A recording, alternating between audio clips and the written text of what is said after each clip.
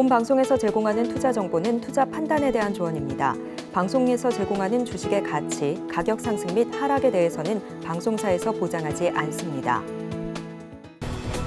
시청자 여러분 안녕하세요. 오늘을 돌아보고 내일을 준비하는 오늘장 내일장 2부 진행의 백선혜입니다.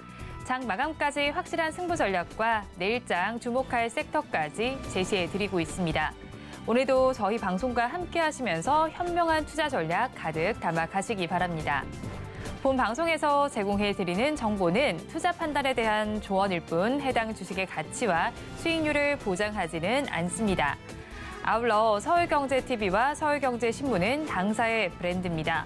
최근 당사를 사칭하는 피해 사례가 늘어나는 만큼 각별히 주의해 주시기 바랍니다. 또 저희 방송 유튜브를 통해서도 보실 수 있습니다. 유튜브 검색창에 서울경제TV라고 검색하시면 저희 방송과 함께 하실 수 있으니까요. 방송 중에 궁금한 점이 있으시거나 또 궁금한 종목들이 있으시면 유튜브 실시간 채팅창에 남겨주시기 바랍니다. 그러면 오늘장 내일장 2부 본격적으로 출발합니다.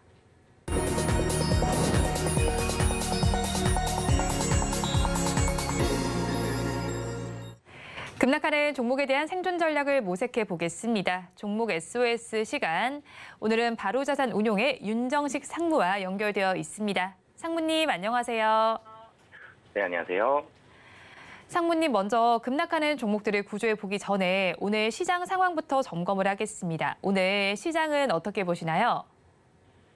네, 이 혼조세라는 표현이 딱 어울릴 만큼 사실 오늘 시장 이쪽도 저쪽도 아닌 방향성을 좀 잡지 못하는 그런 모습을 보여주고 있습니다. 이유는 뭐 당연히 FOMC죠. 9월 FOMC의 금리 동결 가능성은 뭐 거의 100%입니다. 그럼에도 불구하고 시장이 눈치 보는 이유는 최근에는 금리를 뭐 많이 올리고 이런 모습들이 안 나타나죠. 그렇다고 금리를 지금 내리기에도 경제 상황이 만만치 않기 때문에 금리에 대한 동결 가능성은 계속 있으나 FOMC 때마다 눈치를 봐야 되는 이유는 FOMC를 마칠 때 마지막에 이제 제롬 파월 연준 의장의 발언이 있죠.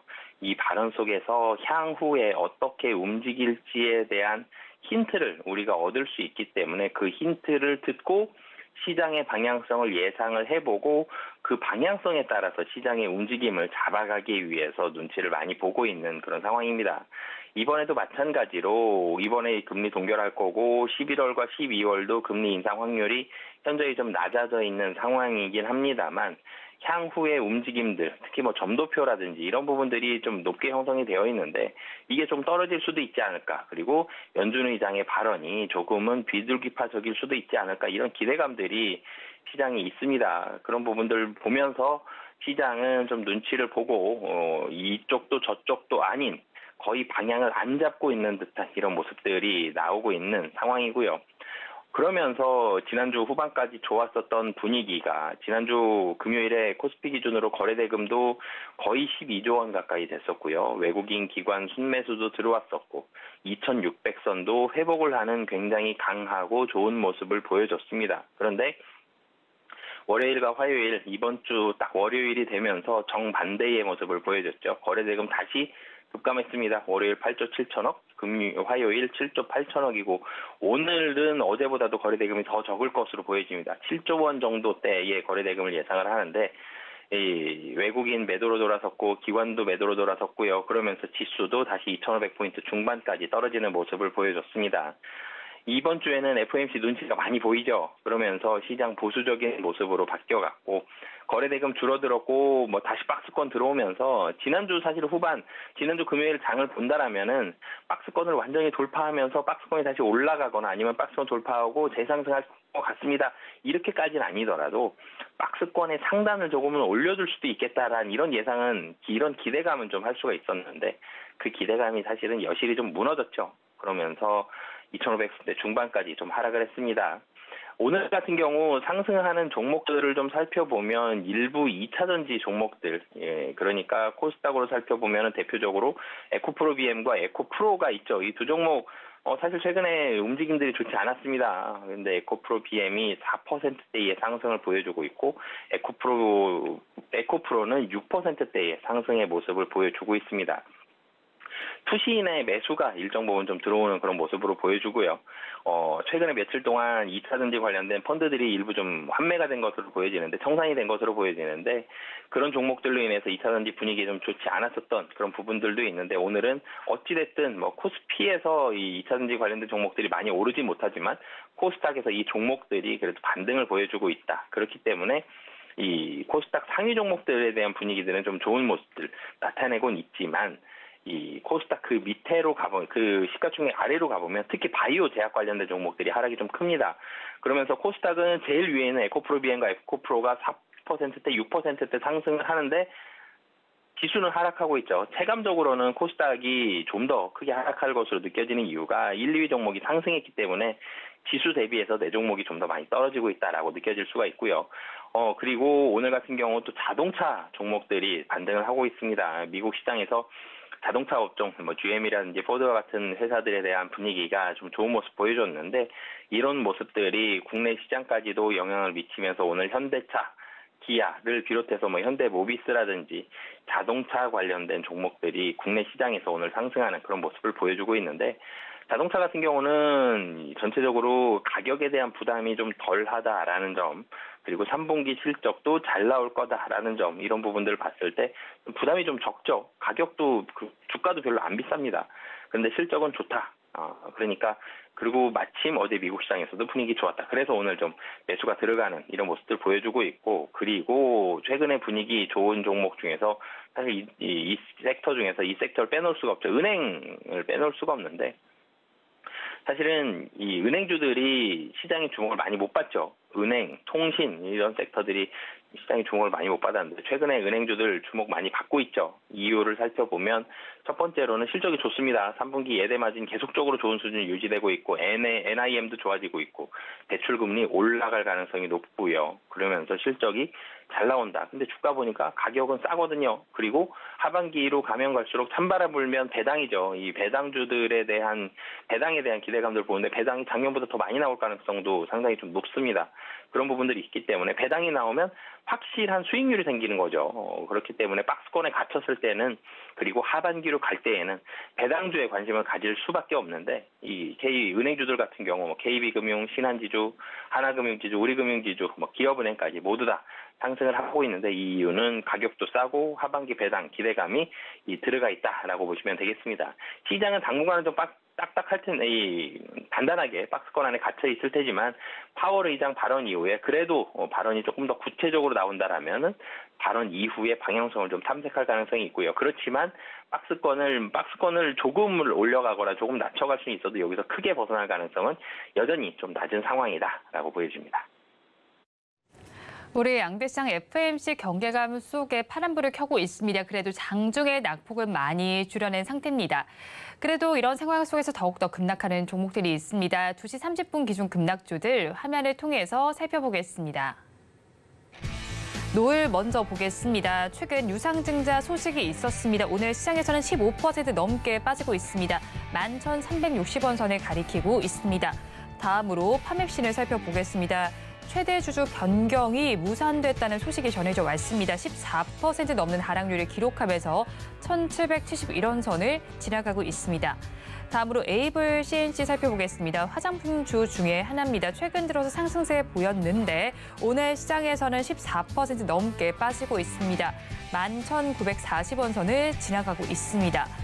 이어서 루닛을 살펴보겠습니다. 의료 AI 관련주입니다.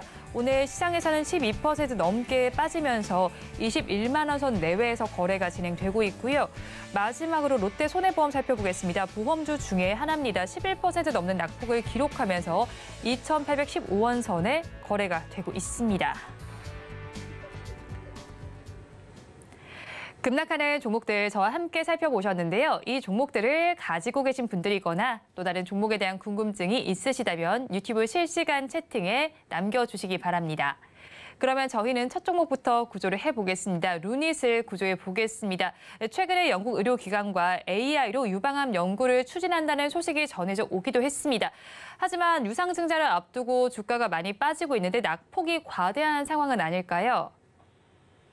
네, 사실 유상증자 이슈로 인해서 주가가 급락을 하면서 이 시간에 많이 좀 말씀을 드렸던 것 같은데, 루닉 같은 경우는 우선은 주주배정 유상증자입니다. 유상증자의 종류를 제가 몇 가지 말씀을 드렸었죠. 주주배정 유상증자, 그리고 일반 공모 유상증자, 그리고 삼자배정 유상증자, 이 세 가지가 있는데, 대규모 자금을 조달할 때는 보통 주주배정이나 일반 공모를 많이 하고요. 삼자배정의 경우에는 특정 3자에게 회사 측에 지정한 특정 3자에게 유상증자에 대한 권한을 주는 대신 보유의 수가 1년이 형성이 되죠. 그래서 삼자배정 유상증자는 보통 주가에 악영향을 미치기보다는 그래도 뭐 큰 영향을 안 미치는데, 주주배정과 일반 공모 유상증자의 경우에는 발표한 이후에 대규모의 자금들이 조달이 됐고 현재 주가보다도 가격도 아래에서 형성이 되어 있기 때문에 보통 주가가 하락하는 경우들이 좀 많습니다. 그래서 좀 길게 봤을 때는 대규모의 자금이 유입이 돼서 회사의 체질 자체가 좋아진다라는 점이 긍정적으로 보여지지만, 단기적으로는 지금 주가보다 현저히 싼 물량들이 좀 출회가 되기 때문에 주가에는 악영향을 보여주는데요. 우선은 루닉 같은 경우는 8월 23일에 결의를 했습니다. 2018억 정도의 유상증자를 결의를 했고요. 사실 2018억 굉장히 큰 규모인데 시가총액 자체가 지금 2조 6천억이거든요. 물론 이제 2조 6천억 대비해서 2천억도 작은 규모는 아닙니다만 시가총액이 상당히 좀 높아져 있고, 그리고 8월 23일보다 지금 주가가 오늘 많이 급락을 했어도 현저히 좀 높은 상황입니다. 신주가 그 당시에 185만 주였고요. 예정 발행가가 10만 8,700원입니다. 보통 유상증자에 대해서 결의를 한 이후에 주가가 계속적으로 좀 하락을 하고 그러면서 예정 발행가액이 좀 떨어지는 경우들이 좀 많은데, 루닉 같은 경우는 그러지 않죠. 시장의 기대감을 한 몸에 받으면서 예정 발행가보다도 현저히 높은 주가 수준이 유지가 되어 있습니다. 기존 주주 한 주당 0.15주가 배정이 되고 있고, 이번 루닉 같은 경우는 특징적인 부분이 유상증자 직후에 1대1 무상증자. 사실 유상증자 하면 기존 주주들 약간 피해볼 수 있는데 무상증자 선물 하나 받는 거죠. 1대1 무상증자를 받고 있습니다. 그러면서 주가가 올라가는, 루닉 같은 경우 최근에 좋은 뉴스들도 있었는데, 이 유상증자만으로 봤을 때는 주가에는 좀 악영향을 보여줄 가능성이 높았는데, 호재들과 그리고 무상증자가 겹치면서 주가는 좀 위에 형성이 되어 있습니다. 권리락은 22일이고요. 신주 배정 기준일은 25일입니다. 자금 용도가 사실은 좀 중요한데, 자금 용도들이 채무 상황이다 그러면 시장에서는 기대를 별로 안 해요. 굉장히 이 회사가 특별히 나아진다라기보다는 지금 있는 악재만 조금 일정 부분 해소가 되는 상황인 건데, 이 자금 용도가 R&D, 그러니까 연구개발 강화를 통한 제품의 고도화를 이루겠다. 그리고 신제품 개발, 그리고 이 기업형 벤처 캐피탈을 설립을 해서 글로벌 진출을 확장하겠다. 그리고 해외 직원 신규 채용이다. 한마디로 회사를 좀 더 국내에서 연구 열심히 하고요. 해외까지 회사를 확장하겠다라는 이 좋은 그런 뉴스를 보여줬거든요. 그래서 이 자금 용도도 시장의 기대감만큼 좀 좋은 상황이다라고 보여집니다.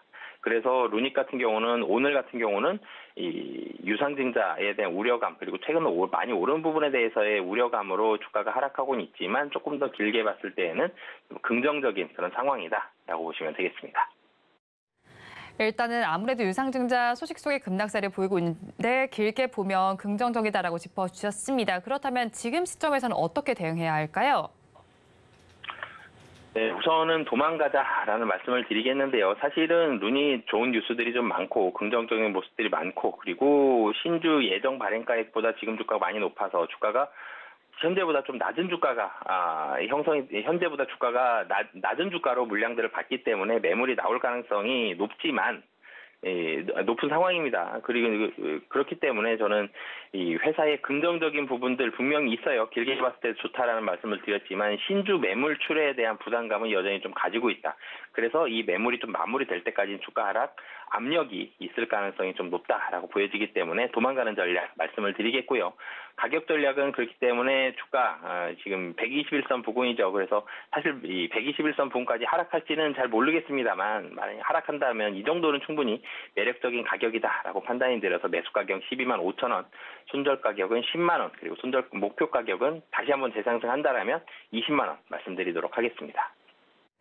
눈이 앞으로 긍정적으로 보이긴 하지만 신주 매물이 출회될 부담감이 있으니까 일단 도망가자 전략을 주셨습니다. 가격 전략을 살펴보면요. 매수를 하신다면 12만 5천 원 선에 해보시고 이때 손절 라인은 10만 원, 목표 주가 20만 원 제시해 주셨습니다. 그러면 저희 다음 종목도 구조를 해보겠습니다. 에이블 CNC를 구조해 보겠습니다. 미샤 브랜드로 잘 알고 계실 종목인데 역대급 배당을 한다라는 소식이 전해지면서 52주 신고가를 경신하기도 했습니다. 그러면 지금 고점에 대한 부담감 때문에 주가가 빠지고 있다고 봐야 할까요? 네, 우선 단기적으로 좀 부담이 되는 너무 많이 올랐죠. 사실 주가가 7월 달 보면 5,400원 정도였습니다. 근데 최근에 오늘 이제 많이 하락을 해서 11,700원 정도 떨어졌지만 최근에 9월 18일 장중 고가가 14,900원, 그러니까 거의 한 3배 가까이 주가가 단기적으로 좀 많이 올랐었죠. 이런 모습들이 좀 부담이 되는 모습들이 있습니다. 상반기를 보면 에이블 CNC는 좋습니다. 연결 영업이익 79억 원을 기록을 하면서 회사가 좀 탈바꿈하는 그런 모습을 보여줬죠. 그런데 에이블 CNC의 주가가 급등한 부분에 있어서는 점진적인 상승은 뭐 실적으로 올라갈 수 있겠습니다만 급등한 모습 이유는 배당이었습니다. 회사는 한 주당 1,270원의 중간 배당을 하겠다라고 14일 날 밝혔죠. 시가 배당률이 14일 기준으로 보면 약 한 13.5%입니다. 굉장히 높죠. 국내 상장사들 평균치가 3%가 안 되는데요. 굉장히 높은 그런 상황이기 때문에 주주명부 폐쇄 기준일은 10월 4일이기 때문에 그때까지 이 4일이기 때문에 날짜 사실 좀 계산해 보면 추석 껴있고 뭐 그렇기 때문에 26일까지는 주식을 사야지 배당 받을 자격이 좀 생깁니다. 배당 같은 경우도 27년 2월 이후 6년 7개월 만에 에이블 CNC가 배당을 하게 되는데요. 배당의 배경에는 사실은 이 최대주주 이슈가 좀 있었습니다. 대표적인 사모펀드 운용사죠. IMMP에 인수된 뒤에 배당금이 그 당시에는 주당 400원으로 시가 배당률이 1.8%인데 이번에는 뭐 거의 폭탄 배당 수준이죠. 굉장히 많은 그런 배당을 하는데 이 이유를 본다라면은 에이블 CNC 인수를 위해서 이 IMMP가 SPC 특수목적법인을 세웠고요. 그러면서 인수금융을 조달했습니다. 인수금융을 조달을 하면서 인수금융을 했다는 얘기는 이 인수하는데 돈을 빌렸다는 얘기고요. 그럼 당연히 빌린 돈이니까 이자가 나가겠죠. 그런데 작년 9월 인수금융이 만기에 도래했는데 대주단 중에서 신협중앙회에서 만기 연장에 동의를 하지 않았습니다. 그러면 당연히 기한이익 상실 사유라 불리는 이 EOD가 발생을 했는데요. 대주단은 담보로 제공된 이 신협중앙에서는 주식을 처분을 하지는 않았지만 이 IMMP 같은 경우는 경영권 매각 절차를 진행을 하면서 대주단에 연체 이자를 내고 있었습니다. 이 전체적인 이 인수금융 원금과 이자가 약 한 1,500억 정도가 될 것으로 보여지는데 그런데 이런 폭탄 배당을 이번에 실시를 하게 된다라면은 203억 원이 최대 주주에게 유입이 되면서 금융비용으로 바로 사용할 수 있는데요. 이 에이블 CNC 같은 경우는 그러면서 이자도 내고 일부 또 상환 대출금 중 일부를 상환할 때 사용을 할 수 있기 때문에 최대 주주 입장에서도 긍정적인 모습은 될 수 있을 것으로 보여집니다. 이 실적적인 면, 그러니까 최대 주주에 대해서 이슈가 좀 있기는 하지만 실적적인 면에 있어서는 3분기도 계속적으로 좀 좋은 이 실적이 나올 것으로 기대가 있기 때문에 회사 자체적으로만 놓고 봤을 때는 긍정적인 사업 영향이 있다. 하지만 단기적으로는 지금 주가가 좀 단기에 급등한 부분들 그리고 이 회사 매각에 대한 이슈가 좀 부담이 되고 있는 그런 상황이다라고 보시면 되겠습니다. 회사 매각에 대한 이슈가 부담이 되고 있는 상황인데 그렇다면 가지고 계신 분들께서는 지금이라도 도망가 봐야 할까요? 네, 우선은 회사 사업 자체만 놓고 보면 제가 긍정적이다라고 말씀을 드렸는데 회사 매각과 그리고 단기 하락에 대한 부담감 좀 가지고 있기 때문에 도망가자라는 전략을 말씀드리겠고요. 단기적으로 조금 더 하락할 수는 있어 보입니다. 그렇기 때문에 매수 가격은 10,000원, 손절 가격은 9,000원, 그리고 목표 가격은 13,000원 말씀드리도록 하겠습니다. 에이블 CNC에 대해서도 도망가자 전략을 주셨습니다. 가격 전략 살펴보면요. 매수하신다면 10,000원에 해보시고 이때 손절 라인은 9,000원, 목표 주가 13,000원 제시를 해주셨습니다. 그러면 저희 마지막 종목도 구조를 해보겠습니다. 롯데 손해보험을 구조해 보겠습니다. 매각이 본격화됐다는 소식 속에서 급등세를 보이기도 했었는데 오늘 장에서는 아무래도 많이 올랐기 때문에 지금 주가가 빠지고 있다고 봐야 할까요? 네, 우선 단기 상승에 따른 이 차익 매물이 오늘 나오고 있는 게 뭐 이유가 가장 크죠. 이 최대 주주 JKL 파트너스가 롯데 손해보험 지분 매각한다라는 얘기가 나오면서 이틀 동안 상한가를 기록을 했고요. 어제와 그제 상한가 기록을 했고 오늘 그런 부분들에 있어서 차익 매물이 나오고 있는 상황입니다. 이 IB 업계 쪽에서는 롯데 손해보험 가격을 뭐 2조 원대 후반, 뭐 3조 원 얘기까지도 하고는 있습니다만 프리미엄이 조금 높은 상황이긴 하죠.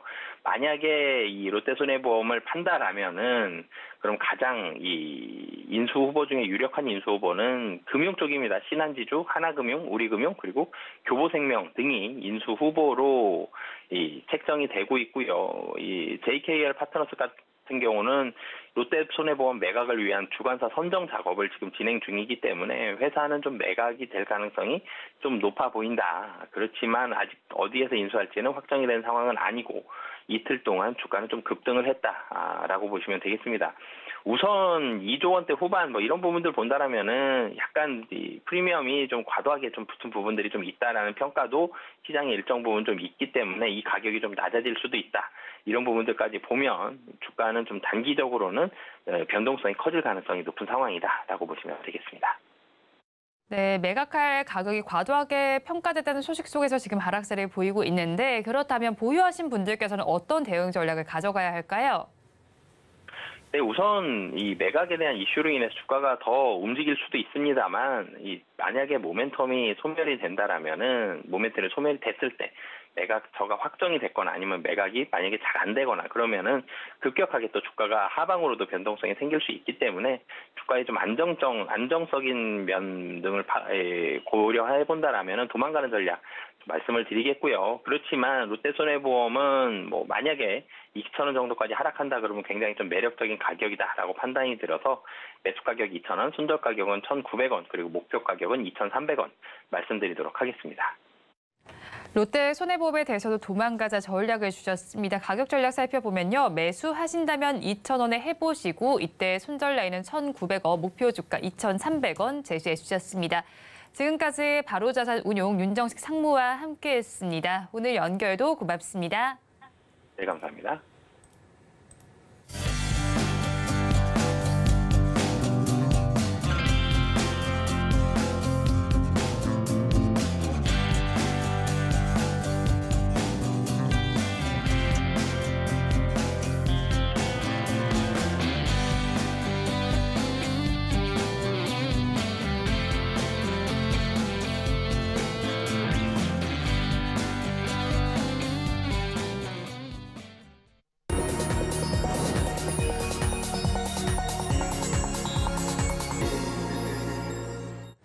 앞서서 급락주에 대한 대응 전략을 살펴봤다면 이번에는 오늘의 매매 일지에 성공적인 마침표를 찍어드릴 찬스 종가 베팅 시간입니다. 오늘은 미르경제연구소의 정태근 이사와 함께합니다. 어서 오세요. 네, 반갑습니다. 네, 먼저 이사님과 이 시간에 짚어드렸던 종목 리뷰를 부탁드리도록 할게요. 지난 13일에 공략을 해주신 신세계 인터내셔널. 오늘 시장에서는 좀 주가가 밀리고 있는데 수익률은 일단 1%대로 나오고 있거든요. 네. 어떻게 해야 할까요? 뭐 수익이 안 났다고 봐야 되겠죠.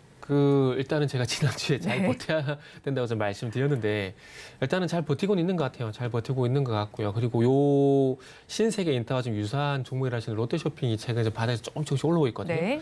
그래서 아마 신세계 인터 같은 경우는 당분간 이런 모습이 좀 지속이 될 것 같아요. 될 것 같고 그리고 최근에 시장이 조금 투자 심리가 많이 조금 이제 약화가 되는 상황이거든요. 그런 상황들 감안해 보게 된다라면은 뭐 충분히 보유를 하는 게 맞는 것 같습니다. 그리고 이 종목뿐만 아니라 종목을 최근에 가지고 계신 분들 같은 경우는 일단 종목들에 대해서 섣불리 대응을 좀 안 하시는 게 좋을 것 같아요. 만약에 내 종목이 좀 많이 하락이 나오게 된다. 그런 종목들은 이해가 되겠지만 네. 지금 화면에 나가 있지만 신세계인터 같은 경우는 거의 움직임이 없는 상황들이거든요. 그래서 이런 종목들 같은 경우는 버티는 게 좀 맞는 것 같아요. 그리고 지금 굳이 이제 추세 라인을 한번 잡아보게 되면 이게 21선이 이제 지지 라인인 것 같습니다. 그러다 보니까 21선까지 조금 짧은 조정이 나올 가능성이 있는데 그거 한번 보고 다시 한번 판단을 하도록 하겠습니다. 그래서 신세계인터 같은 경우는 일단 홀딩 관점 먼저 말씀을 좀 드리도록 할게요. 네, 그러면 일단 홀딩 관점 전해주셨고요. 그럼 다음 종목도 한번 말씀해 여쭤보겠습니다. 지난 6일에 공약을 해주신 종목인데 비만 치료제 중에 하나인 것 같아요. 네. 일동제약은 18%대 수익률이 나오고 있는데 오늘 장에서는 또 다 같이 좀 밀리고 있거든요. 어떻게 좀 봐야 할까요? 오늘 같은 경우는 말씀하셨듯이 전체 3% 정도 약세거든요. 네. 약세인데 이게 지금 이제 상한가 간 날이 이제 9월 6일인데 9월 6일 기점으로 보게 되면은 주가의 변화가 이것도 거의 없어요.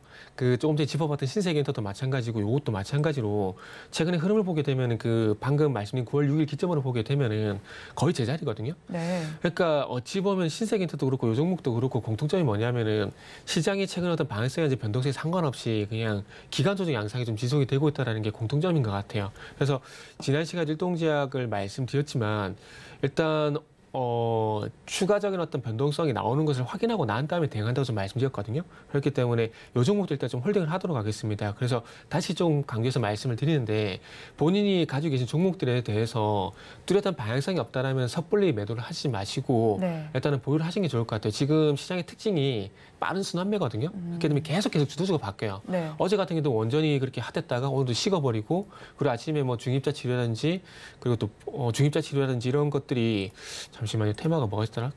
오늘 해운주하고 네. 그다음에 초전도체하고 이런 것들이 좀 강한데 네. 이게 날마다 주도주가 바뀌고 있는 상황들이거든요. 그렇기 때문에 자체 조바심이 날 수가 있어요. 근데 이 교체 매매 자주 하다 보면 이것도 비용이 발생이 되거든요. 네. 그렇기 때문에 결론은 뭐 일동제약이라든지 좀 전에 보여준 신세계엔터처럼 뚜렷한 움직임이 없다고 하더라도 교체 매매를 자주 하시는 것보다 일단 홀딩하고 난 다음에 어떤 방향성 위든 아래든 네. 이 방향성이 결정이 되고 난 다음에 대응을 하셔도 늦지 않다라는 말씀 좀 드리도록 할게요. 네, 일동제약 역시도 일단 방향성이 뚜렷하게 나오기 전까지는 보유 관점을 제시해 주셨습니다. 그렇다면 오늘도 시장 마감까지는 13분 정도가 남아 있습니다. 종가 베팅할 종목 키워드 힌트부터 공개해 드리겠습니다. 우주에서 쏜다라고 키워드 힌트 주셨네요. 네. 우주, 네. 우주 하니까 저는 네. 일론 머스크 생각나네요.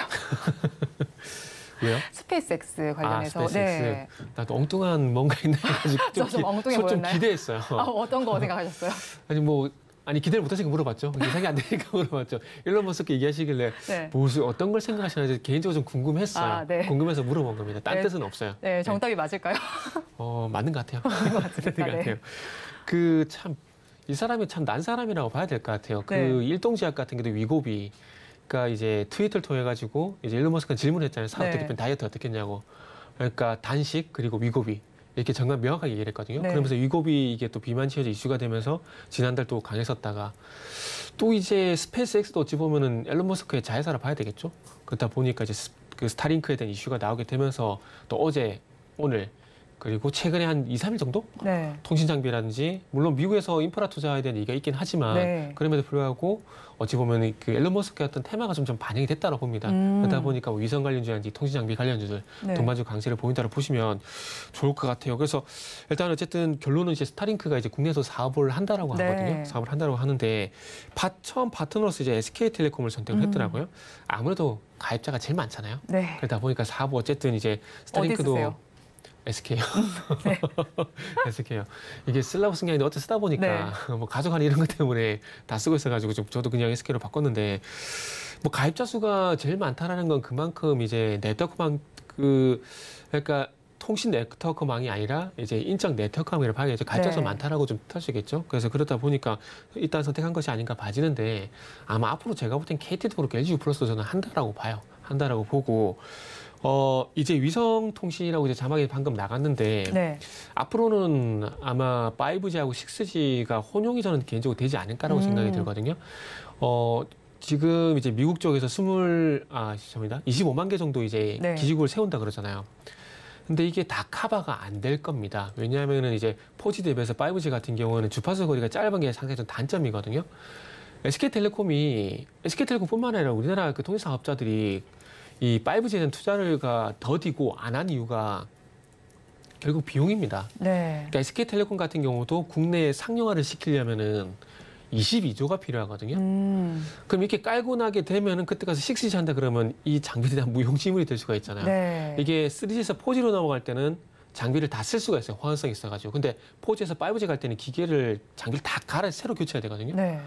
이게 그 비용이 얼마만큼 들어간다는 거죠. 그리고 이 장비를 깔게 되면 또 마찬가지 유지 비용도 들어가게 되잖아요. 그래서 그런 부분이 기업 입장에서 수익 타산이 안 맞다 보니까 안 한다 보시면 되는데, 그러다 보니까 조금 전에 말씀드렸듯이 5G하고 6G 이렇게 혼용으로 갈 것 같은데, 5G 같은 경우는 이제 정부에서 이은 5G라고 그래가지고 네. 어떤 지역에다가 주파수를 할당하는 방식인 거죠. 만약에 지금 여기가 서울경제 상암이니까 이 상암 1동에다가 요 상암동이 DMC 여기에다만 5G 주파수를 할당하게 되는 거죠. 그럼 여기서만 5G가 사용이 가능하게 되는 거예요. 네. 근데 이게 우리가 지금 사용하는 3.5GHz가 아니라 저 대용량의 데이터를 전송하려면은 28GHz 대역도 사용이 돼야 되거든요. 근데 그게 그 주파수 대역이 주파수 되게 짧아요. 그리고 벽을 뚫지 못하는 부분들이 있고 하다 보니까 이게 상용화가 상당히 쉽지가 않거든요. 그러다 네. 보니까 5에서 6G로 바로 넘어가는 상황인데, 그 6G가 결국은 위성통신, 그러니까 스타링크인 것 같아요. 근데 지금 비용적인 문제가 또 발생이 되거든요. 그러다 보니까 지금 현재 우리가 지금 사용하고 있는 통신용 같은 경우는 물론 우리는 비싸다고 생각하지만은 네. 해외 기업들이 봤을 때 우리나라 그 통신요금이 되게 싸거든요. 그러다 보니까 이제 B2C가 아닌 기업 간 기업 대 기업, 네. B2B로 일단 먼저 시작을 하는 것 같습니다. 그래서 이런 이슈가 종목을 선택하다 보니까 좀 네. 이런 이슈가 있어가지고 일단 스타링크 관련돼가지고 좀 간단하게 좀 말씀을 드렸어요. 네, 그러면 일단은 섹터 네. 자체는 지금 그 위성통신 섹터에서 가지고 오신 걸 전반적으로 좀 잘 정리를 해주신 것 같아요. 네. 네. 요새 요 종목이 센서업이라는 종목인데. 어제 뭐 5G 관련주로도 같이 네, 오르기도 네. 했고 반도체 장비 관련된 그쵸. 얘기도 나와 있었죠. 네. 그러니까 이슈가 최근에 많이 좀 반영이 되고 있어요. 네. 근데 가장 최근 이슈를 보게 되면 또 이 스타링크 이슈다 보니까 네. 그래서 위성통신을 좀 선택을 했다 보시면 될 것 같습니다. 이제 그래서 말씀을 좀 드리면은 이제 어쨌든 스타링크의 모회사가 스페이스 X고 네. 그 스페이스 X와 또 이 회사가 또 연관성이 좀 있더라고요. 일단은 이제 위성 탑재용 케이블 제품에 대해서 공급을 하기 위해서 논의를 하고 있는 상황이고, 네. 그리고 이 회사가 이제 2018년도부터 보니까 스페이스X 벤더사로 등록이 됐더라고요. 그리고 최근에도 보면 위성용 고주파 케이블 공급을 했고, 이 공급하고 난 다음에 이제 테스트가 진행이 되고 있더라고요. 네. 진행이 되고 있다라고 얘기를 하고 있더라고요. 그래서 어찌 보면 스타링크 사업을 진행하게 되면 어차피 모회사 자회사 같은 제품 쓸 거거든요.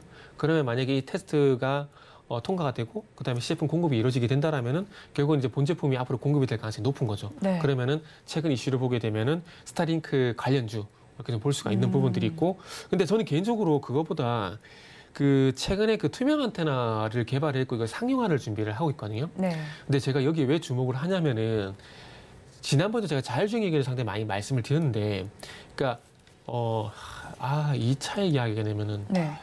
이거 얘기했다.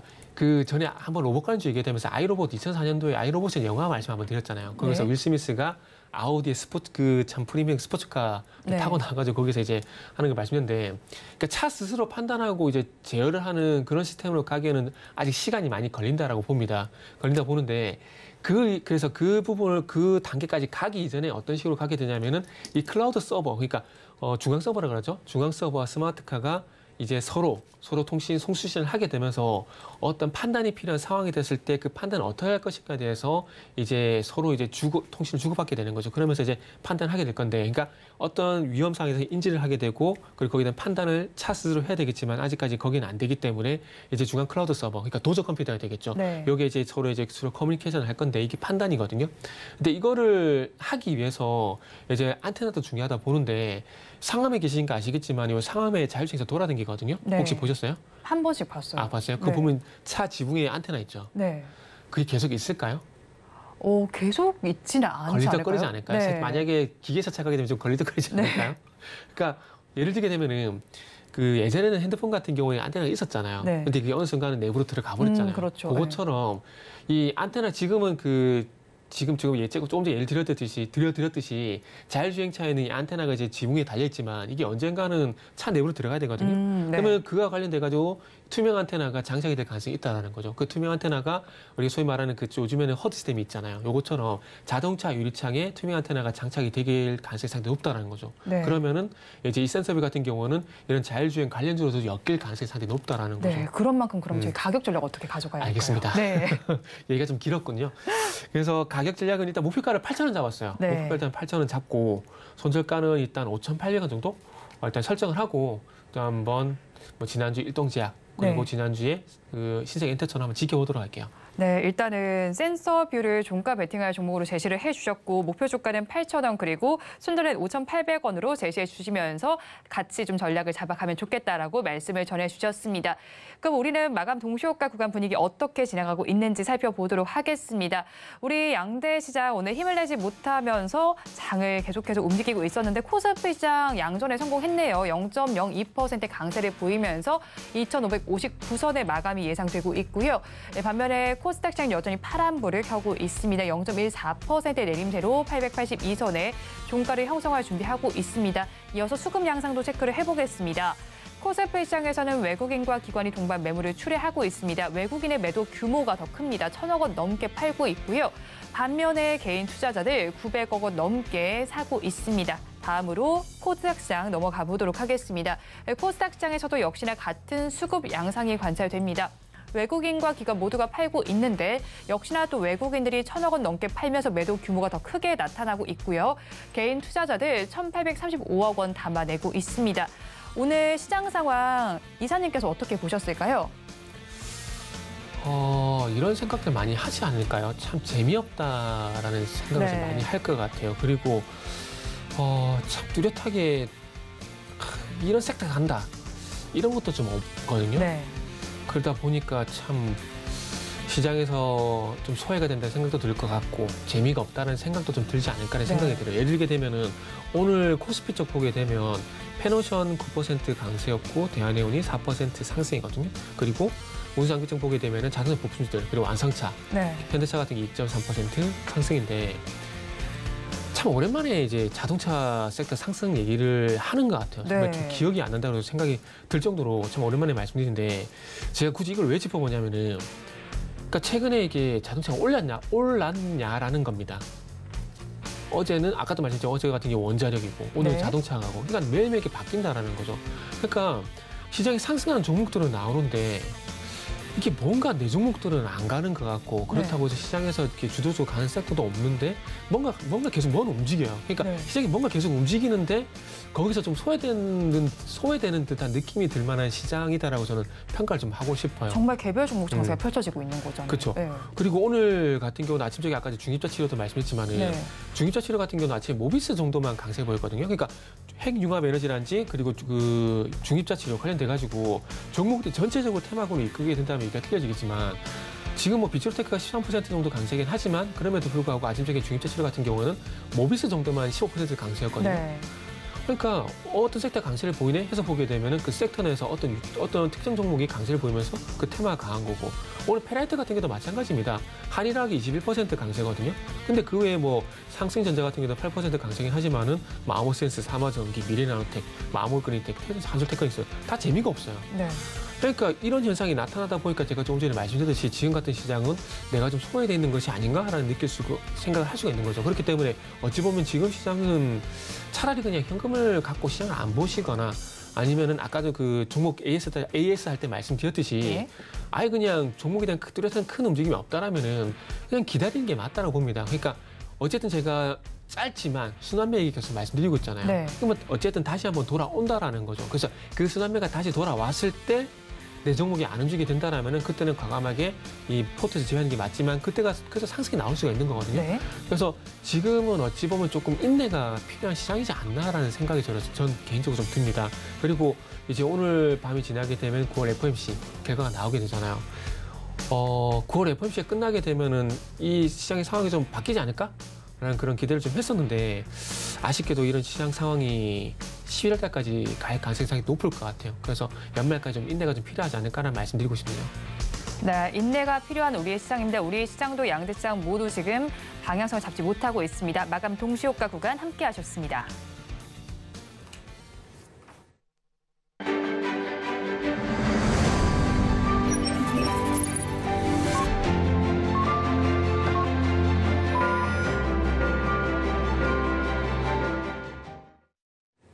네, 우리 시장은 오늘 혼조세로 마감을 했습니다. 장중에 계속해서 방향성을 좀 잡지 못하는 우리 양대 시장이었습니다. 그럼 업종별로 어떻게 마감을 했는지 좀 살펴보겠습니다. 코스피 시장에서는 그래도 운수 창고 업종에서는 빨간불이 들어와 있습니다. 1%대 강세를 보였고요. 그 뒤를 이어서 운수 장비와 전기 가스점 역시도 1% 넘게 오르는 양상이 펼쳐졌습니다. 코스닥 시장도 이어서 살펴보면요. 금융업종이 강했습니다. 5% 넘게 오름세가 나타났고요. 그 뒤를 이어서 일반 전기, 전자와 기타 제조에 모두에서 빨간불이 들어와 있습니다. 오늘 시장은 또 아쉽게 마무리가 됐습니다. FOMC를 앞두고 있는데 어떻게 좀 대응하면 좋을지 오늘장, 내일장 전문가님들께 여쭤봤습니다. 화면으로 확인해 보시죠. FOMC 경계감을 덮친 우리 증시입니다. 대응 전략 어떻게 가져가면 좋을지 질문을 드려봤습니다. 먼저 헤르메스 스타 김시은 팀장님께서는 관망과 현금 비중 확대 전략이라고 짚어주셨습니다. 그다음에 리더스 인덱스의 박주근 대표님께서는 경기 민감주로 대응을 해보자라고 전해주셨고요. 마지막으로 바로자산 운용의 윤정식 상무님께서는 박스권이 지속될 것으로 예상되니까 가격 부담이 낮은 반도체와 자동차, 은행에 관심을 가져보자라고 말씀을 전해주셨습니다. 이에 대해서 이사님 의견 어떠실까요? 그 헤르메스탁의 김시훈 팀장이 얘기한 얘기에 전 동의를 합니다. 네. 그 사실 이제 방송에서 현금 얘기를 하는 게 상당히 쉽지가 않거든요. 네. 근데 8월 달부터 조심스럽게 계속해서 현금 얘기를 그 우스갯소리 장난 비스무리하게 말씀 많이 드렸어요. 물론 네. 이 투자를 가지고 장난스럽게 얘기하면 안 되지만 그렇게 말씀드릴 수밖에 없는 것들이 그러니까 현금 확보 어제는 현금 확보를 해서 하던 말씀드리고 싶지만은 그런 부분들이 좀 쉽지 않다 보니까 그래서 우회적으로 이렇게 말씀을 드리는데 지금 이게 딱 맞는 것 같아요. 관망하고 현금 비중 확대 전략. 이게 저도 그 지난 시간에 말씀했지만은 매일매일 이슈를 체크를 하거든요. 네. 매일매일 이슈 체크를 하는데 이게 아시겠지만은 시장에 뉴스한 이슈가 너무 많잖아요. 그 속에서 어느 게 갈지 찍는 것도 상당히 쉽지 않은 부분들이 있고 그리고 이게 계속 반복해서 말씀드리지만 이게 계속 빠르게 가고 이게 단발성으로 하루 가고 끝나버리고 이런 식으로 발생되다 보니까 물론 그렇게 않은 종목도 있습니다. 뭐 최근에 에이스테크 같은 종목들은 별개죠. 근데 이게 또 잡기가 쉽지 않은 게 이게 최근 시장 트렌드가 계속 그 짧은 순환매다 보니까 갈까 안 갈까에 대한 고민을 할 수밖에 없거든요. 그러다 보면 놓치게 돼요. 네. 그러다 보니까 아까 제가 말씀드렸듯이 소외감 느낄 수 있는 그런 부분들이 나타날 수 있다는 거죠. 그렇기 때문에 인내라는 말씀을 좀 드린 거고 그리고 이제 수익에 대한 기회비용 그리고 이제 접근에 대한 기회비용 이 두 가지가 어떤 투자의 투자의 어떤 결정 요인이라고 보는데 지금 어찌 보면은 현금을 갖고 있게 된다라면은 수익에 대한 기회비용은 쉽지 않습니다. 지금 상황에. 그렇지만은 앞으로 봤을 때 기간 비용이라는 부분을 아낄 수가 있다는 거죠. 만약에 지금 시장에서 주식 비중을 늘려가지고 물리게 된다라면 이게 회복되는 시간이 많이 걸리잖아요. 그런데 뭐 시장이 언제 회복될지 모르겠지만은 그 시장이 회복되는 구간이 오게 되면은 주식에 물려 있다가 회복이 되는 거 하고 현금을 갖고 있다가 들어가는 거는 천지 차이거든요. 그렇기 때문에 어찌 보면은 이 관망하고 관망 그리고 현금 비중이 제가 볼 때 잘 맞다라고 봅니다. 그리고 뭐 지금 경기 민감주 들어가서 얼마만큼 수익이 잘 날까라는 생각이 들어요. 이 경기 민감주 보기에는 대표적 화학주, 최강주잖아요. 네. 물론 최근에 금호석유화학 같은 종목도 흐름이 괜찮긴 하더라고요. 그리고 최강주 같은 경우 포스코 스틸리온 괜찮거든요. 근데 포스코 스틸리온처럼 가는 종목들이 그렇게 많지가 않아요. 그렇기 때문에 잘못 그러니까 포스코 스틸리온 최강 예를 들게 되면은 뭐 포스코 스틸리온이라 생각하고 들어갔는데 만약에 그런 생각이 나오지 않게 된다라면은 반대 경우도 생각을 해야 되는 거거든요. 그러니까 그런 것들이 어떤 리스크가 좀 있는 상황들이다 보니까 저는 오늘 이 세 분 중에서 네. 김시은 팀장님의 말씀이 제일 뭐 설득력 있다. 뭐 감히 판단한다라면은 네, 감히 판단한다. 그렇게 말씀드리고 싶네요. 네, 일단 김시은 팀장님과 가장 좀 결을 같이 한다라고 네. 말씀을 전해주셨는데 일단 뭐 현금 확보가 중요하기도 하겠지만 네. 그래도 저희도 섹터도 바라봐야 하잖아요. 네. 내일장에서는 어떤 섹터에 관심을 가지면 좋을까요? 참 이게 개인적으로 너무 어려워요. 오늘 로봇을 선택을 하긴 했는데 네. 그러니까 최근에 어쨌든 이게 짧은 순환에 말씀드렸지만은 그래도 조금 길게 갔던 것들이 로봇하고 비만 치료제 부분들이었거든요. 네. 근데 지금 최근 좀 솔직히 많이 식었어요. 많이 식었는데 그럼에도 불구하고 좀 말씀드린 이유가 뭐냐면은 로봇이란지 그리고 여기서 플러스 비만 치료제 말씀드린 이유가 뭐냐면은 10월 때는 어쨌든 이벤트가 있다라는 겁니다. 네. 그렇기 때문에 뭐 두더잡기식으로 반등이 나온다고 하더라도 어쨌든 두더잡기식 나온다고 하더라도 어쨌든 반대 기회는 있다라는 거죠. 그런 이벤트를 보게 된다면은 그렇게 다 보니까 일단 로봇 관련주를 말씀드릴 수가 있을 것 같아요. 그리고 로봇 관련주 같은 경우는 이제 두산 로보틱스 IPO를 보게 되면은 또 두산 기관의 수요 예측이 네. 경쟁률이 272대 1이었다 그러더라고요. 그만큼 그 흥행했다 봐야 되고 네. 그리고 이제 오늘 20일이잖아요. 내일 되면 또 이제 청약도, 네. 일반 청약이 진행될 건데 아마 여기서 이제 일반 공모 청약도 흥행 소식이 나오게 되면은 네. 아마 그 흐름을 타고 이 두산 로보틱스 IPO 관련 종목들이 다시 한번 이제 마지막 불꽃이라고 하더라도 한번 다시 한번 반등 시도하지 않을까? 네. 뭐 그렇게 생각을 좀 해봤습니다. 그러다 보니까 오늘 로봇을 한번 보시면 좋지 않을까라는 말씀드리고 싶고 그리고 다시 말씀드리지만은 최근에 어떤 트렌드 같은 경우는 정말 순환매가 짧기 때문에 네. 참 어떤 이슈가 갈까? 전날 예측하기가 좀 쉽지 않다라는 네. 점은 조금 양해를 해주셨으면 좋겠네요. 네, 일단 그럼 두산 로보틱스 네네. 상장을 두고 이제 네네. 전후에서 좀 로봇주들의 어떻게 좀 투자 전략을 가져가야 할까요? 아마 네. 상장 앞두고 10월 5일로 제가 10월 5일로 상장을 알고 있거든요. 네. 그래서 아마 상장하기 전에 아마 분위기가 나왔다가 식어버릴 가능성도 있을 것 같아요. 가장 좋은 베스트 시나리오는 상장하는 날까지 네. 이 분위기가 이어지는 건데 네. 모르겠어요. 지금 시장 전반적인 분위기가 좀 침체됐다는 부분들을 보게 된다면은 그 전에 일단 식을 가능성도 대비를 좀 해야 되지 않을까 생각이 들어서 그래서 만약에 두산 IPO 관련돼 가지고 이 관련 종목들을 매수하신 분들 같은 경우는 방금 네. 말씀드렸듯이 이 이슈를 가지고 반등이 나오게 되면은 그 반등을 위해서 수익이든 뭐 손실만이든 이런 것들을 이용해서 좀 빠져나오는 게 좀 좋지 않을까라고 말씀드려야 될 것 같네요. 네, 일단 두산 로보틱스 상장을 전후해서 전략을 알려드렸으니까 한번 투자 의견에 참고를 해보시기 바랍니다. 그렇다면 저희는 또 이제 FMC 성명서 이제 발표 좀 네네. 앞두고 있는 상황이잖아요. 그런 만큼 어떤 포인트를 저희가 좀 봐야 할까요? 오늘 밤에도 예정돼 있잖아요. 네. 새벽에 나오니까요. 일단은 네. 볼 거는 명확해요. 점도표. 이게 어떻게 수정될 것인가, 그대로 유지가 될 것인가, 아니면 상향 조정할 것인가. 상향은 안 하지 않을까라는 생각이 드는데 지금 5.5%가 유지가 되게 된다라면 네. 한 번 더 정도 이제 인상할 수 있는 여지가 남게 되는 거거든요. 그렇게 되면 이제 12월 달 같은 경우 또 금리 인상에 대한 가능성에 대한 어떤 퍼센티지가 올라가게 되면서 9월 달로 끝나야 될 통화 정책 불확실성이 11월 달까지 연장이 될 가능성이 있기 때문에 그래서 아까 제가 조금 이제 네. 저는 개인적으로 제 주변에 사람들하고 그런 얘기를 해요. 올해는 끝났네. 그런 얘기들을 합니다. 저희도 네. 실질적으로. 그렇기 때문에 11월까지 만약에 이 통화 정책에 대한 불확실성이 발목을 잡게 된다라면은 지금의 시장 장세가 계속 지속이 된다라 볼 수밖에 없을 것 같아요. 그리고 또 중요한 건 뭐냐면 최근 유가가 오르잖아요. 네. 이게 결국 공급적인 문제이기 때문에 100불 이상은 저는 안 간다고 봅니다. 근데 이거를 저는 파월도 알고 있다라고 봐요. 네. 근데 이 파월이 유가와 관련돼 가지고 인플레이션에 대해서 어떤 발언을 하느냐가 또 중요하지 않을까 생각이 됩니다. 금리가 어차피 지금 동결이 거의 90.999% 현재 네. 결정이 된 상황이기 때문에 금리가 어떻게 되는 건 별로 중요하지 않을 것 같아요. 중요하지 않고 이 통화정책이 끝이 나고 난 다음에 네. 과연 어떤 얘기를 하느냐. 방금 말씀드린 이 두 가지 점도표가 어떻게 조정이 되느냐 그리고 유가 관련돼 가지고 인플레이션에 대해서 파월이 어떤 판단을 하고 있느냐 이게 가장 중요하다 봐야 될 것 같아요. 네, 일단 점도표 한번 확인해 보시고 유가와 관련해서 파월이 어떤 입장을 취할지도 한번 살펴보시기 바랍니다. 지금까지 미래경제연구소의 정태근 이사와 함께했습니다. 오늘 말씀 고맙습니다. 네, 감사합니다. 오늘장 내일장 2부에서 전해드린 내용도 정리해서 보여드리겠습니다. 화면으로 확인해 보시죠.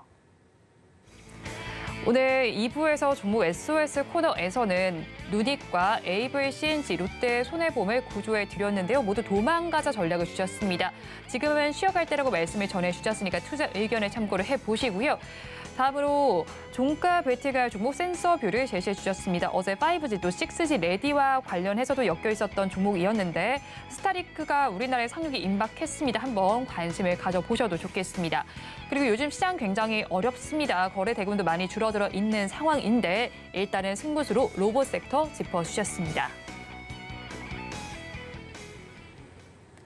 본 방송에서 제공해드리는 정보는 투자 판단에 대한 조언일 뿐 해당 주식의 가치와 수익률을 보장하지는 않습니다. 아울러 서울경제TV와 서울경제신문은 당사의 브랜드입니다. 최근 당사를 사칭하는 피해 사례가 늘어나는 만큼 각별히 주의해 주시기 바랍니다. 오늘장 내일장 2부에서 준비한 순서는 여기까지입니다. 저희는 내일 이 시간도 여러분과 함께하겠습니다. 오늘도 시청해주신 여러분 고맙습니다.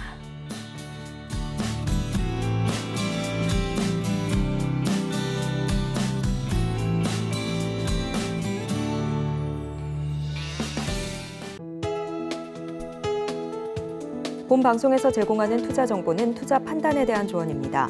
방송에서 제공하는 주식의 가치, 가격 상승 및 하락에 대해서는 방송사에서 보장하지 않습니다.